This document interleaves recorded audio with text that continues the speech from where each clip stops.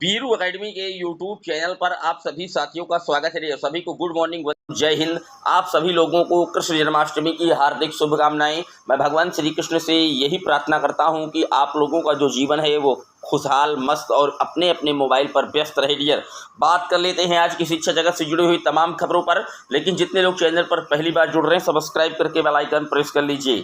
Dear, happy Krishna Janmashtami. आप सभी को कृष्ण जन्माष्टमी की हैप्पी लख लख बधाइयाँ। आपको, आपके परिवार वालों को, सभी को भगवान श्री कृष्ण की जन्माष्टमी के पावन पर्व की हार्दिक शुभकामनाएं। आप पर भगवान श्री कृष्ण की जो कृपा है वो हमेशा बनी रहे। डियर, आइए शुरुआत कर देते हैं। डियर, पहली अपडेट आप देख सकते हैं, संविदा पर नियुक्त होंगे एजुकेटर और परिचालक। यूपी में 20,000 कर्मचारियों की भर्ती की जाएगी। आप देख सकते हैं 10,000 बस कंडक्टरों की भर्ती होगी और 10,000 से ज़्यादा यूपी में एजुकेटरों की भर्ती करने जा रही है सरकार। आउटसोर्सिंग के माध्यम से ये दो बड़ी भर्तियां 20,000 जो कर्मचारी हैं वो की जाएंगी। आप देख सकते हैं यहाँ पर लिखा हुआ है आउटसोर्सिंग से होगी एजुकेटर की भर्ती, मिलेगा 10,313 रुपये का मानदेय। प्रदेश के सभी 75 जिलों में आंगनबाड़ी केंद्र से युक्त 10,684 विद्यालयों में एक एक एजुकेटर की भर्ती होगी। यह भर्ती आउटसोर्सिंग से प्रतिमाह 10,313 रुपये के मानदेय पर होगी। चयन प्रक्रिया 30 सितंबर तक जेम पोर्टल से होगी। महानिदेशक स्कूली शिक्षा कंचन वर्मा ने इस संबंध में सभी बीएसए को पत्र लिखा है। इन एजुकेटरों का मुख्य कार्य 3 से 6 वर्ष के बच्चों को औपचारिक शिक्षा के लिए तैयार करना होगा। इसके चयन के लिए जिला स्तर पर डीएम की अध्यक्षता में एक समिति का गठन किया गया है। समिति में डायट प्रचार, जिला कार्यक्रम अधिकारी, जिला सेवायोजन अधिकारी और वित्त एवं लेखा अधिकारी, बेसिक शिक्षा को सदस्य तथा बेसिक को सदस्य सचिव बनाया गया है। आवेदकों की योग्यता किसी मान्यता प्राप्त विश्वविद्यालय से स्नातक परीक्षा गृह विज्ञान मुख्य विषय के साथ न्यूनतम 50% अंकों के साथ उत्तीर्ण होना चाहिए।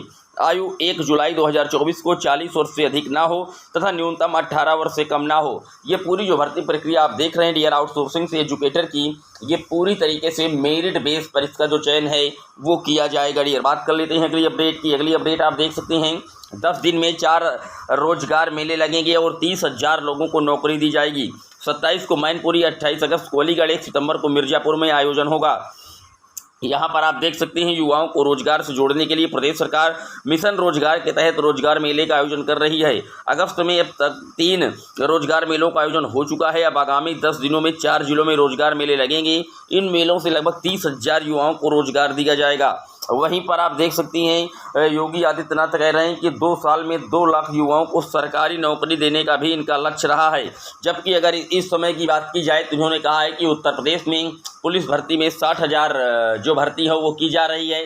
तो 60,000 भर्ती लगातार प्रोसेस में है और उसके बाद 1,40,000 पदों पर और सरकारी भर्ती की जाएगी। ऐसा उत्तर प्रदेश की जो मुखिया हैं आदरणीय योगी आदित्यनाथ जी कह रहे हैं। डियर, बात कर लेते हैं अगली अपडेट की। अगली अपडेट आप देख सकते हैं शिक्षा सेवा चयन आयोग में उप सचिव के 4 पदों की कतार में 42 अधिकारी लगे हुए हैं। ऑनलाइन आवेदन लिए गए हैं। आप जानते हैं उप सचिव का, अध्यक्ष का और अध्यक्ष के जो इंटरव्यू हैं वो स्टार्ट होने वाले हैं और बहुत जल्द कहीं ना कहीं इसी सप्ताह 2 से 4 दिन के अंदर नए शिक्षा सेवा चयन आयोग में जो अध्यक्ष हैं वो कहीं ना कहीं उनको मिल जाएंगे। और उसके बाद जो पद बड़ी भर्तियां हैं, चाहे टीजीटी, पीजीटी के एग्जाम हो, एलटी ग्रेड असिस्टेंट प्रोफेसर भर्ती के एग्जाम हो, इन पर तेजी के साथ काम होगा क्योंकि इनके जो फॉर्म फिलअप हैं वो काफ़ी कई सालों से पेंडिंग पड़े हैं और सरकार के लिए कहीं ना कहीं सिरदर्द बनी हुई है। टीजीटी पीजीटी का एग्जाम 2 साल से फॉर्म अप्लाई किए हैं, आज तक परीक्षा जो है इसकी कंडक्ट नहीं हो पा रही है। डियर, बात कर लेते हैं अगली अपडेट की। अगली अपडेट आप देख सकते हैं सरप्लस शिक्षकों की सूची में गड़बड़ी, भेजा गया संशोधित डाटा। मैंने आपको पहले भी बताया था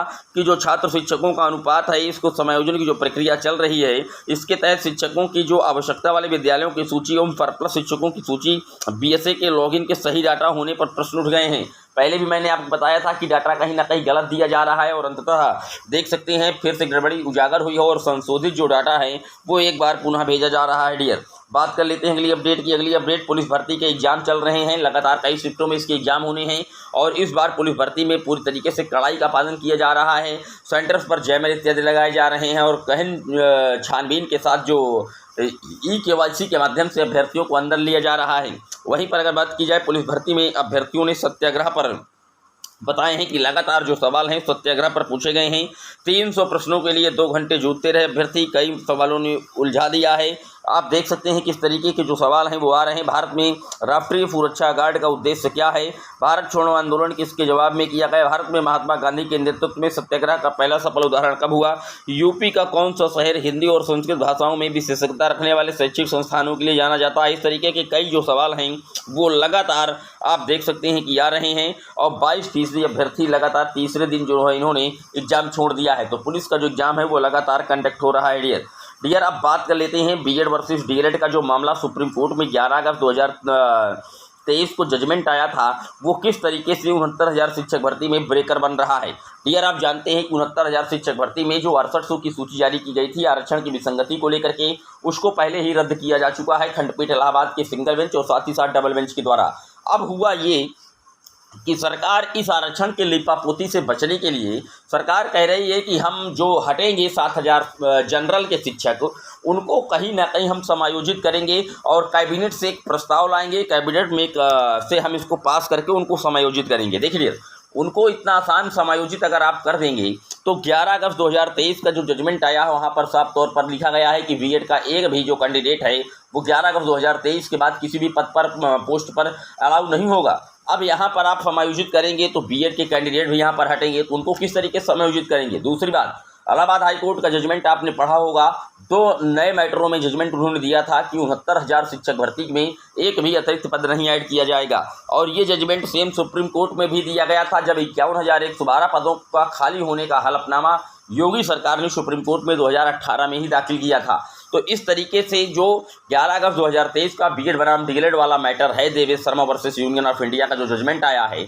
जहां पर बीएड को प्राथमिक लेवल से पूरी तरीके से बाहर करने का रास्ता दिखाया गया था, उसके बाद क्लैरिफिकेशंस भी लिया गया था। क्लैरिफिकेशंस में भी वहां पर यही मैटर आया था, रिव्यू याचिका भी आई थी, सब में यही कहा गया था कि 11 अगस्त 2023 के बाद एक भी पद पर बीएड को चयनित नहीं किया जाएगा। अब सरकार किस तरीके से इनको समायोजित करेगी, ये सबसे बड़ा सवाल है, क्योंकि इस पर अतिरिक्त पद भी नहीं जोड़े जा सकते हैं। तो नई नोटिफिकेशन से अगर आउट करती है तो क्या उसमें केवल जो आरक्षण के बलि चढ़े अभ्यर्थी हैं क्या वही पार्टिसिपेट करेंगे, या फिर नई शिक्षक भर्ती के रूप में सरकार को एक नई शिक्षक भर्ती निकालनी पड़ेगी और उसमें जो अचयनित यहाँ से हटेंगे और साथ ही साथ जो फ्रेश डीएलएड के रिक्रूटमेंट अभ्यर्थी लगभग 5 साल से वेट कर रहे हैं उत्तर प्रदेश के सूबे में प्राथमिक स्तर की शिक्षक भर्ती का, वो सब मिला करके एक भर्ती बनाएगी योगी सरकार। लेकिन योगी सरकार के लिए बड़ी सिरदर्दी बनती जा रही है उत्तर प्रदेश की 69,000 शिक्षक भर्ती में। पूरा शिक्षा विभाग और साथ ही साथ बेसिक मिनिस्टर लगातार माथापच्ची में लगे हुए हैं। खुद मुख्यमंत्री जी 69,000 शिक्षक भर्ती की गुत्थी को सुलझाने में लगे हुए हैं, क्योंकि वो लगातार कह रहे हैं कि अगर ये मामला जल्द से जल्द नहीं सुलझा तो आगे आने वाले विधानसभा चुनाव में विपक्ष इसको मुद्दा बना करके आरक्षण को मुद्दा बनाएगी, ताकि लोकसभा चुनाव जैसे शिकस्त पुनः दे। इसलिए जो वर्तमान सरकार है उत्तर प्रदेश की योगी सरकार, वो पूरी तरीके से 69,000 शिक्षक भर्ती के इस पचड़े को समाप्त करने का प्रयास कर रही है। आपकी क्या राय है पूरे वीडियो पर कमेंट कीजिएगा। पहली बार है सब्सक्राइब कर लीजिएगा। फिर मिलेंगे एक और वीडियो में, तब तक के लिए जय हिंद जय भारत।